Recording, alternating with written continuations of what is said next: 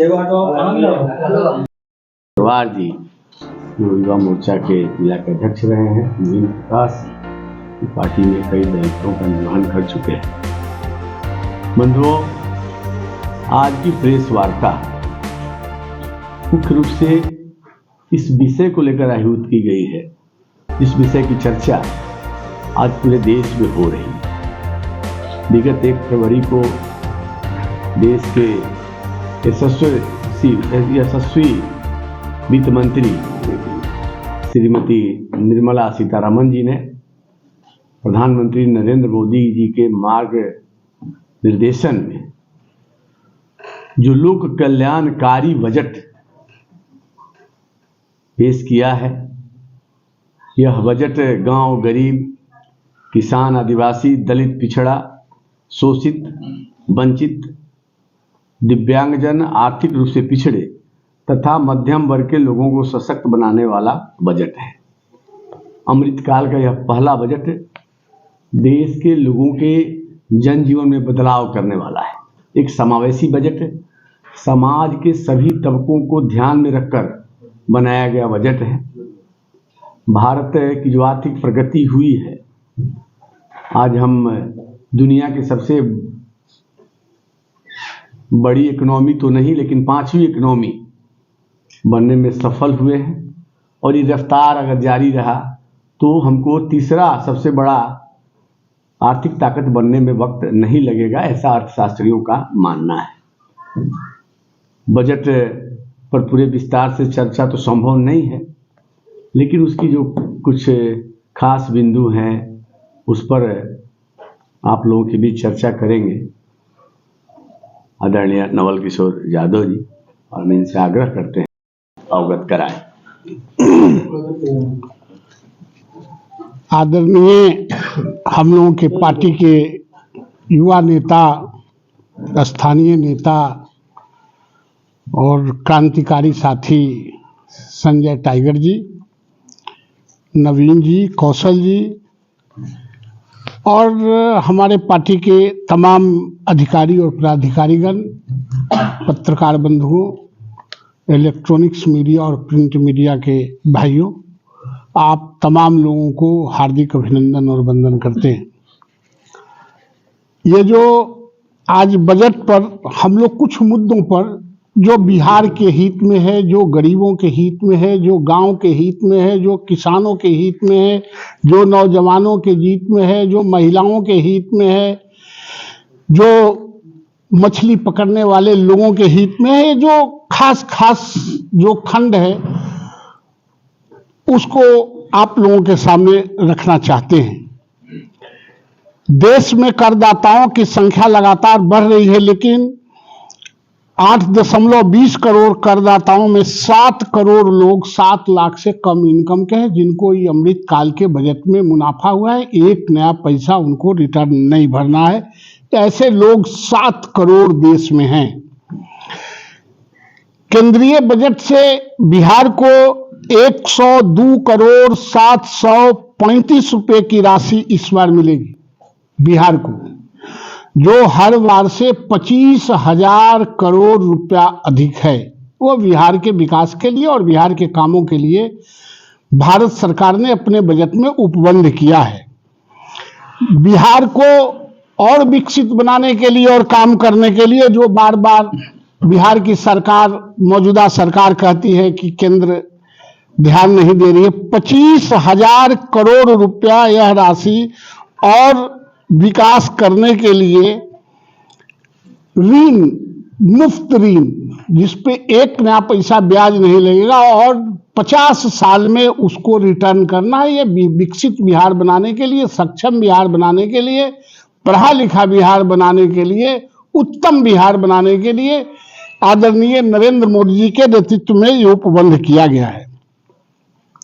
केंद्र सरकार ने किसानों के सार्वभौमिक विकास के लिए 125 करोड़ रुपया का उपबंध किया है, जिसमें 20 लाख करोड़ कृषि ऋण देने के लिए कॉर्पस फंड का ऐलान किया गया है, जिससे किसानों के आधारभूत संरचना में उन्नति हो, बेहतर हो, फायदा हो और किसान जो किसानों की बात करते हैं सिर्फ मुंह से, उसके लिए नरेंद्र मोदी जी ने व्यवस्था किया है।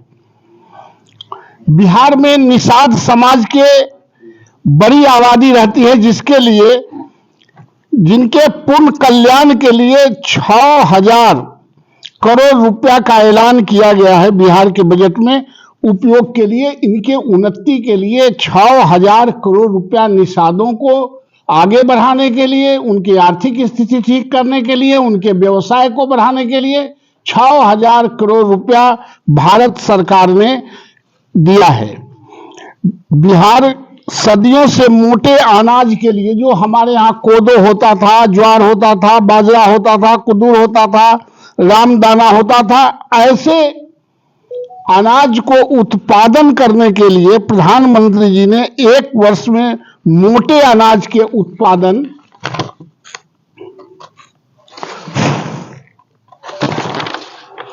को लगातार प्रोत्साहित किया है और इस बजट में प्रधानमंत्री जी ने उसको डायरेक्ट ऑनलाइन ट्रांसफर करने, मार्केटिंग करने के लिए व्यवस्था किया है, जो किसानों के रहन सहन में और किसानों के उन्नति के लिए एक बड़ा लाभदायक है।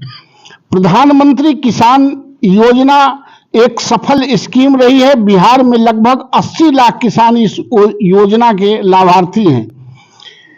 इस योजना को बजट में भी जारी रखा गया है और बिहार के 80 लाख किसान इस योजना में पुनः लाभान्वित होंगे।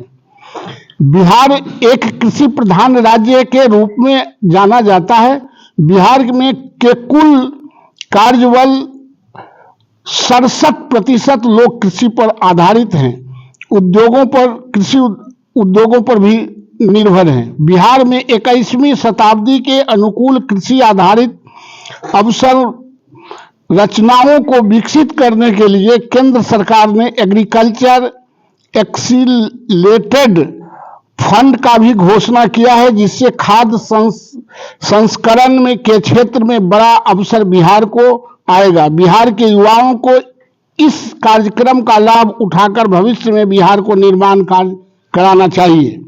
देश में कोऑपरेटिव सेक्टर लगातार आगे बढ़ रहा है, जिसका आकलन करते हुए केंद्र सरकार ने कोऑपरेटिव के सेगमेंट में तब के दरों में 50% की कमी कर दी है और कोऑपरेटिव संस्थाओं को पूर्व में अपनी कमाई का 30% हिस्सा टैक्स के रूप में देना होता था, जो अब 15% घटा के 30% से 15% रह जाएगा। बिहार में इन योजनाओं के काम कराने का एक बड़ा अवसर और बिहार को इस छूट का लाभ अवश्य लेना चाहिए।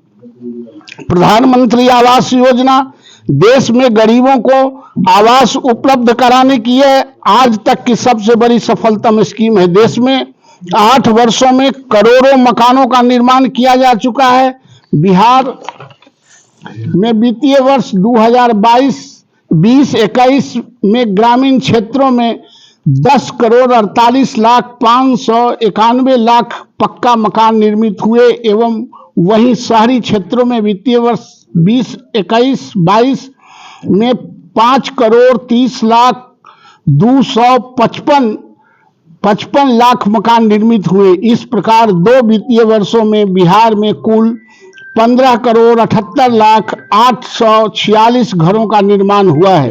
इस योजना में केंद्र सरकार ने 66% की बढ़ोतरी करते हुए 79,000 करोड़ रुपए का बजटीय उपबंध किया है, जिसकी एक बड़ी राशि बिहार को निवेशित होगी। इस राशि से एक बड़ा निवेश बिहार में आएगा, जिससे निर्माण एवं सर्विस के क्षेत्र में बड़े अवसर प्रदान होंगे। देश में 500 आकांक्षी जिलों की पहचान की गई है, जिसमें 61 प्रखंड बिहार के हैं। इन सभी प्रखंडों को देश के विकसित प्रखंडों की श्रेणी में खड़ा करने के लिए केंद्र सरकार लगातार प्रयासरत है। इन प्रखंडों में जन स्वास्थ्य, महिला एवं बाल पोषण, लाभकारी कृषि, जन उपयोगी जल संसाधन एवं कौशल विकास योजना के लिए सतत कार्य किए गए हैं। रेलवे बिहार की लाइफ लाइन है और रेलवे नेटवर्क का एक बड़ा हिस्सा बिहार में होकर गुजरती है। केंद्र सरकार ने अभूतपूर्व तौर पर 241 लाख लाख करोड़ रुपए की राशि रेलवे को दिया है, जिसका एक बड़ा हिस्सा रेलवे के आधुनिकीकरण एवं नए निर्माण पर खर्च होंगे। बिहार को इस बड़े बजटीय आवंटन का लाभ मिलेगा।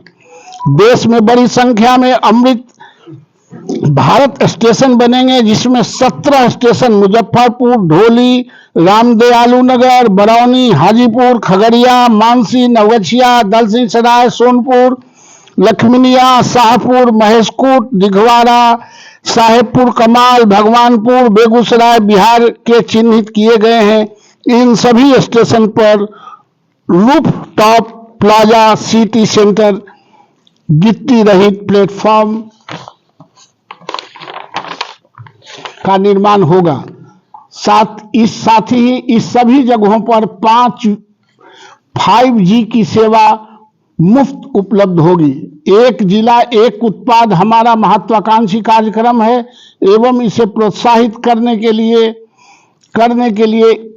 इनिशिएटिव के लिए जा रहे हैं, जहां बिहार भर के स्थानीय उत्पादकों के लिए बिक्री का केंद्र स्थापित किया जाएगा। कि बजट में बिहार के लिए स्पेशल राज्य नहीं दिया गया है। आपके यहां ही ये 4 लेन का जब शिलान्यास था, आदरणीय प्रधानमंत्री जी ने 1.5 लाख करोड़ का घोषणा स्पेशल पैकेज के किया था, जिसका हिसाब भी आज तक बिहार सरकार ने नहीं दिया है। और बजट में जितना बेहतर बजट देश के सामने, नौजवान के सामने, महिलाओं के सामने और इसके अलावा जो सीनियर सिटीजन हैं उनके लिए जो प्रस्तुत किया गया है, वो देश के लिए अद्वितीय है, सराहनीय है। इनको जितना प्रधानमंत्री जी को तमाम बिहार के जनता के तरफ से धन्यवाद दिया जाए वो कम होगा। बोलिए, अब कुछ पूछना है तो।